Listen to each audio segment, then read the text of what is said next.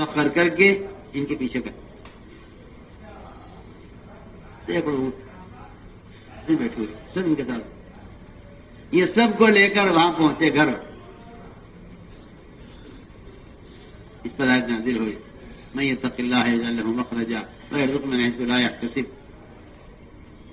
میں نے عرض کیا کہ یہ ایک وعدہ ہے، ایک وعدہ یہ ہے کہ یہ آدمی تقوی اختیار کرتا ہے اللہ تعالیٰ اس کے کام میں آسانی پیدا کرتے ہیں.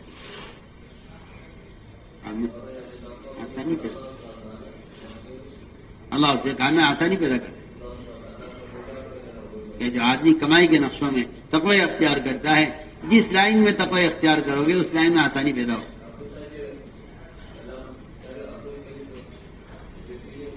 لائن میں تقوی اختیار کرو گے اس میں آسانی. میں یتق اللہ یجعل له من امرہ یسرا. یہ تقوی اختیار کرتے ہو کمانے کی لائن میں تو اللہ تعالیٰ کمائی کی لائنوں میں سہولتیں پیدا مہیا فرمائے گا. اور اگر حکم توڑو گے کمائی کی لائنوں میں تو اللہ تو کیونکہ ان کی کمائی کے نقشوں میں رکاوٹیں پیدا ہوں.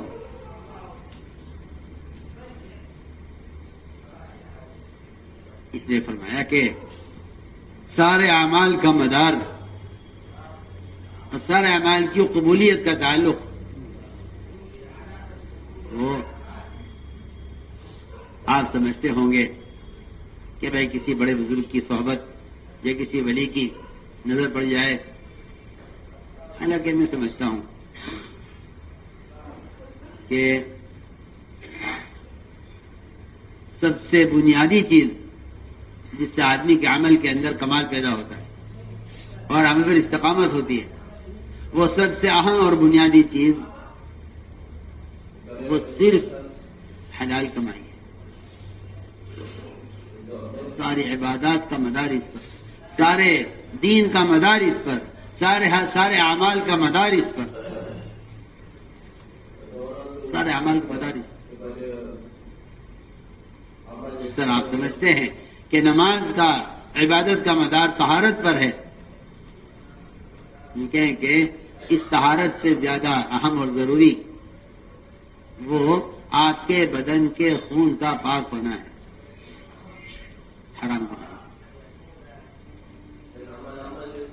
لوگ یہ سمجھتے ہیں کہ ایمان سے عمل ہوگا کہ نہیں.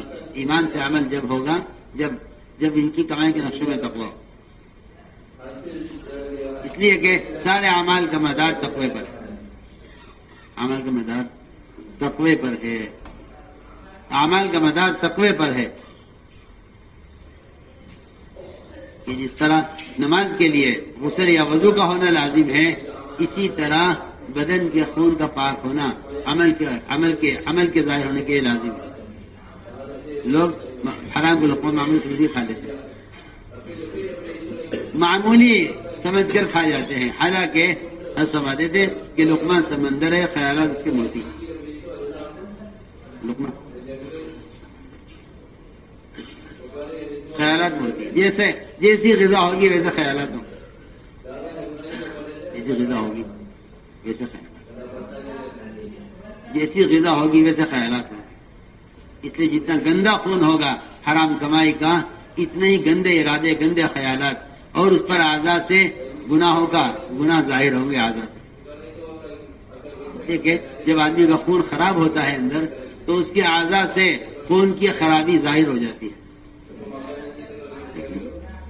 تھوڑے پھنسیاں دانے نکلتے ہیں تو اس ظاہر کو دیکھ کر ڈاکٹر صاحب کہتا ہے کہ آپ کے خون میں پھنسا ہے. جس طرح خون کا فساد وہ بدن پر تھوڑے پھنسی کی شکل میں ظاہر ہوتا ہے، اس طرح حرام کمائی سے جو خون تیار ہوتا ہے اس سے گناہ اعضاء سے گناہ ظاہر ہوتا ہے. آپ جتنا چاہے آپ کو شریعت کا علم ہو، جتنا چاہے آپ کو سنتیں معلوم ہوں، میں صاحب کہتا ہوں کہ آدمی علم کے ذریعے عمل نہیں کر سکتا جب تک اس کے اعضاء حرام خون سے پاک نہ ہو. اس لیے دونوں کو حکم ہے، انبیاء کو بھی ان کی قوموں کو بھی حکم ہے کہ نیک اعمال کرنا چاہتے ہو تو اپنی کمائی کو اور اپنی غذا کو پاکیزہ رکھو. کلوا من الطیبات واعملوا صالحا، یا ایھا الرسول کلوا من الطیبات واعملوا صالحا. یا ایھا الناس کلوا من طیبات ما رزقناکم. آپ دیکھیے سارے انبیاء کو اور ان کا سارے اتباع کرنے والوں کو اس کا حکم ہے کہ اگر اعمال چاہتے ہو تو اپنی کمائی کے نقشوں کو ٹھیک کرو. آپ صلی اللہ علیہ وسلم غزوے سے فارغ ہوئے تو چہرے پر بھوک کے آثار تھے. ایک انصاری عورت دیکھ کر پہچان گئی کہ آپ کے چہرے پر بھوک کے آثار ہیں. یا رسول اللہ، میں دیکھ رہی ہوں کہ آپ بھوکے، میرا دل چاہتا ہے کہ میں آپ کی ضیافت کروں، آپ کھانا قبول کریں، آپ ضیافت قبول فرما دی کہ آپ تشریف لے آئیں، میں کھانے کا انتظام کرتی. یہ گئی، اس نے ایک بکری خریدی اپنی پڑوسن سے، اپنے پیسے کی خریدی، حلال پیسہ بالکل پاکیزہ، اس سے بکری خریدی. بکری خرید کر آپ کے لیے ذبح کی، گوشت تیار کیا، آپ کی دعوت کی. گوشت گلا ہوا تھا لیکن آپ نے ایک لقمہ لیا تو یہ لقمہ اتنا سخت ہو گیا آپ کے منہ میں جا کر کہ آپ باوجود کوشش کے اس لقمے کو چبا کر حلق سے اتار نہیں سکے. آپ نے اس کو واپس نہیں کیا. کل کے پیچھے کہ بکری کہاں سے آئی، کس کی ہے؟ میں نے خریدی، آپ کے لیے خریدی. کس سے خریدی ہے؟ کہ میں نے پڑوسن سے خریدی. فرمایا پڑوسن نے کس کی بکری بیچی ہے؟ کہ اس کی اپنی بکری ہے. فرمایا نہیں، اس پڑوسن سے اگر پوچھ کے آؤ کہ اس پڑوسن نے آپ کو بکری جو بیچی ہے وہ کیا اپنے شوہر کی رضا سے بیچی ہے؟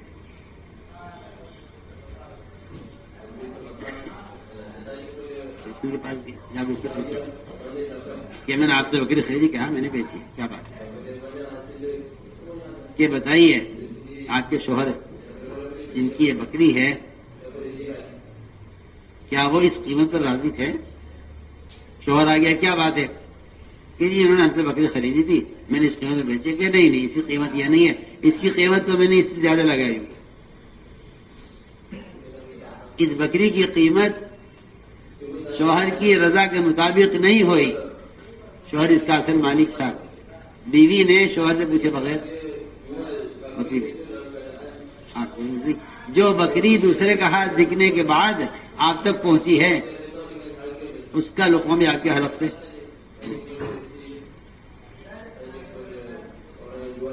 نہیں چھوڑا.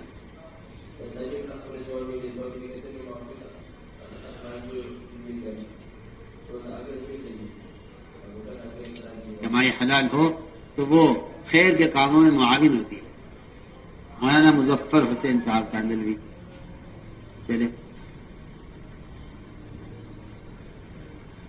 یہ جنگل سے گزرتے عصر کی نماز کا وقت ہو گیا. ایک پرانی مسجد نظر آئی جنگل، جھاڑو لگائی، صفائی کی، وضو کیا، انتظار میں بیٹھے کہ شاید کوئی مسلمان گزرتا ہوا نظر آ جائے ادھر سے نماز پڑھنے اس کے ساتھ. تنہا آدمی بھی اگر کہیں ہے تو اس کو چاہیے کہ وہ دعوت دے کر اپنے لیے نمازی تلاش کرے. نہیں کہ میں تو اکیلا ہوں، آپ اکیلے ہیں ہی نہیں. اس امت کا کوئی فرد اکیلا نہیں ہے، یہ امت ہے، یہ امت ہے. جی ہم سفر کرتے ہیں نا، ٹرین میں ہوں، بس میں ہوں، کہیں ہوں، ہمیں ضرورت ہی نہیں ہے. میں ہوں، میری نماز ہے، پڑھ لے گا نماز. حالانکہ نماز سے پہلے اس کو چاہیے کہ یہ نماز کی دعوت دے کر لوگوں کو تیار کرے نماز کے لیے. اگر نہیں کرے گا تو گناہ گار ہوگا. نہیں کرے گا تو گناہ گار ہے. میرے آپ کے تو تصور سے یہ بات ختم ہو گئی ہے کہ آدمی دوسروں کو نماز کی دعوت دیے بغیر اگر خود نماز پڑھ رہا ہے تو گناہ گار ہے. اس کا تصور ختم ہو گیا.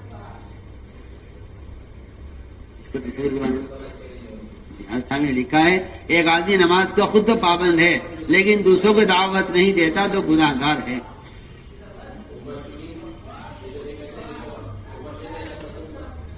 اور آپ کو یہ شیطان نے دھوکہ دیا ہے کہ اذان تو ہو گئی نا، اذان تو سب کے لیے ہے، اذان نہیں تو دعوت ہے. اذان تو دعوت ہے نا، مؤذن نے دعوت اذان دے دی تو سب کی طرف سے دعوت ہو گئی. یہ حماقت ہے آپ کی. یہ آپ کی لا علمی ہے کہ آپ مؤذن کی دعوت کو دعوت سمجھتے ہیں. ایسا نہیں ہے،